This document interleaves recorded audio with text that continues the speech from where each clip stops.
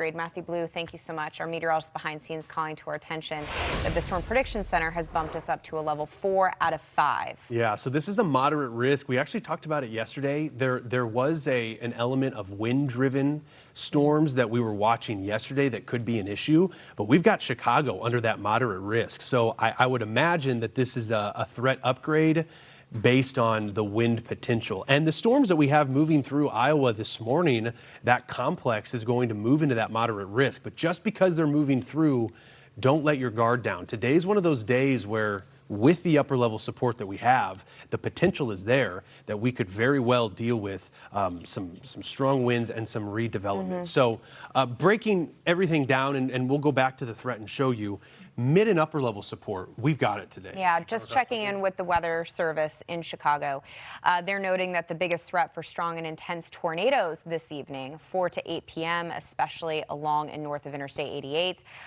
So the complex that we're watching this morning, computer models are showing that it actually weakens before it gets to Chicago, but that the second round is the big deal for Chicago. Yeah. Weather Service also echoing that in their outlook as well. So 4 p.m. to 11 p.m., that's the window that Chicago is most concerned with. This is the first time that we've seen a level 5. Considering the downtown wind gusts yesterday, yeah, to again maybe about 24 hours later, matching or maybe exceeding that, right, would be incredible. It's significant. Yeah.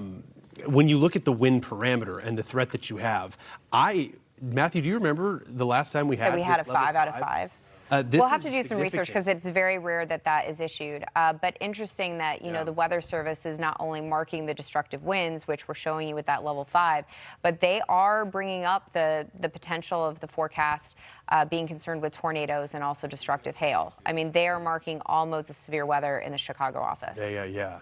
And that pink is an indication of a 60% chance that there will be winds that could be 60 miles an hour or greater within about a 25-mile radius. So to see that chance, there's a better shot that you will have a windstorm as opposed to not. Yeah. When you look at severe weather, that's significant. Matthew also saying they did an upgrade here with the tornado potential. We've not seen the SIG level, this is 3, the SIG level 3, which is the high end. Am I reading that right, Matthew? I actually think this is the first release. I think this is no, I think the shade is off. I think this is a EF3 or greater. Okay. Yeah. It's intense tornadoes. So it's not the EF4 or greater, it's the EF3 or greater. Regardless how to use this information at home, if you live in Chicago, if you live in the suburbs, get home by 3 p.m. and stay where you are. That's how you use the information. Yeah, and I mean, hey, it's storms in the Midwest, right? The storms get going, you can track them, no big deal. I feel bad, my telestrator's glitching too, so it's like... I know, it makes it a little difficult. But we have storms that later this afternoon are going to be pushing on through, and there's a good shot too that later this afternoon, much like we saw yesterday, downtown Chicago, as that one complex might weaken some, you see that redevelopment.